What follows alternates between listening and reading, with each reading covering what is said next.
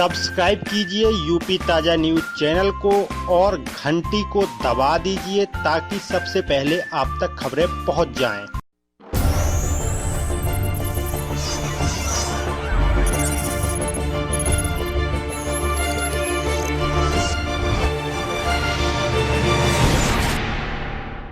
क्या घटना हुई है सर? दीवार गिर गया था, उन लोग की मौत हो गई सर। कौन मरने वाले कौन थे? क्या पापा, चाचा, अब दादी।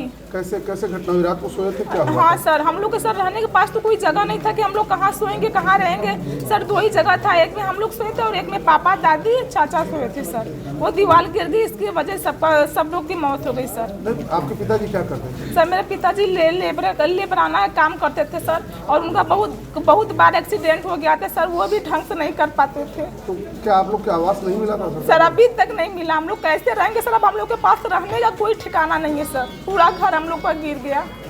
क्या मांग करते हैं सरकार? सर मैं मांग करती हूँ कि एक व्यक्ति के पीछे 10-10 लाख सर दी जाए और हमारे भाई बहनों के लिए अच्छी स्कूल में एडमिशन दी जाए और मेरी माँ के लिए वो वृद्धा पेंशन दिया जाए। अब कमाने वाला कोई है घर में? कोई सर नहीं हमारे घर में कमाने वाला है। हम लोग एकदम अनाथ हो गए हैं सर। क्या हादसा हुआ है? आज ग्राम बरौली में रात भर हैवी बारिश होने के कारण जो है एक घर जो है वो गिर गया और उसमें जो एक परिवार के 3 सदस्य जो है उनकी मृत्यु हो गई। उन्हें बचा नहीं पाए। जब उनको हॉस्पिटल मेरे ख्याल से जब ले जाया गया तो मृत थे वो। तो अभी हम लोग इस गांव में आए हैं, तो जितने भी परिजन हैं उनको जो मैक्सिमम हम लोग सुविधा प्रदान कर सकते हैं उसका हम लोग प्रयास कर रहे हैं। सबसे पहले तो राजस्व विभाग की ओर से हम लोग रिपोर्ट लिखवा रहे हैं और पीएम की रिपोर्ट ला के ज़िले पे अभी भेजेंगे। तो कृषक दुर्घटना बीमा के अंतर्गत जो मैक्सिमम लाभ इनको मिल सकता है, जो कि मेरे ख्याल में मिल जाना चाहिए क्योंकि इनकी ज़मीन है इस गांव में, तो वो इनको दिया जाएगा और उसको तुरंत से तुरंत प्रोसेस कराया जाएगा। दूसरी बात, जो मेरी अभी बीडीओ साहब से बात हुई है, तो सेक्स सूची में इनका नाम है और इनका जो घर बनवाने का प्रोसेस है उसको एक्सपेडाइट किया जाएगा।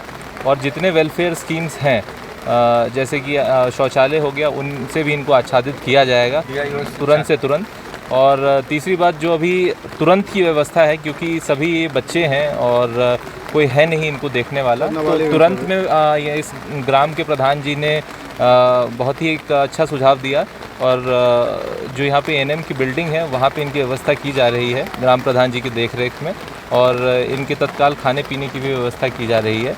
और जो भी जिस तरीके की चीज़ जैसे कंबल हो गया, ये सब हो गया, तो वो सब भी प्रोवाइड करा दिया जाएगा तत्काल के लिए। और लॉन्ग टर्म के लिए इनको कह दिया गया है कि स्किल इंडिया कार्यक्रम से मैं सोच रहा हूँ इनको जोड़ दूँ ताकि इनको अच्छी ट्रेनिंग प्रोवाइड हो जाए और तुरंत 6 महीने 1 साल में जो है इनकी जो एक बालिका है वो नौकरी करने लग जाएं, क्योंकि वो अभी कॉलेज जा रही हैं। तो कॉलेज ख़त्म करके हमारी ये कोशिश रहेगी कि अच्छा स्किल उनको इम्पार्ट करके उनको जो है निर्भर बना दिया जाए। सर एक आरोप था परिवार बच्चों का कि काफ़ी दिन से हम लोग परेशान थे घर वाले आवास के लिए, लेकिन इनको दिया नहीं जा रहा। Yes sir. हाँ, तो अगर जैसा कि अभी पता चला है मुझे, सेक्स सूची में इनका नाम है। सेक्स सूची के बाहर, सेक्स सूची के अंदर नहीं था, सेक्स सूची के बाहर में डाल के जियो टैग तो, करा दिया गया है। बस पैसे की व्यवस्था हाँ, तो इस चीज़ की जो है अभी मैं अपने स्तर से जाँच कर लेता हूँ कि इसमें कौन रिस्पॉन्सिबल है। यदि सेक्रेटरी या कोई भी विकास विभाग का जो भी अधिकारी इसमें रिस्पॉन्सिबल है, तो उसकी सुसंगत रिपोर्ट बना के जो है डीएम साहब को प्रेषित कर दी जाएगी कार्रवाई के लिए। धन्यवाद। सब्सक्राइब कीजिए यूपी ताजा न्यूज चैनल को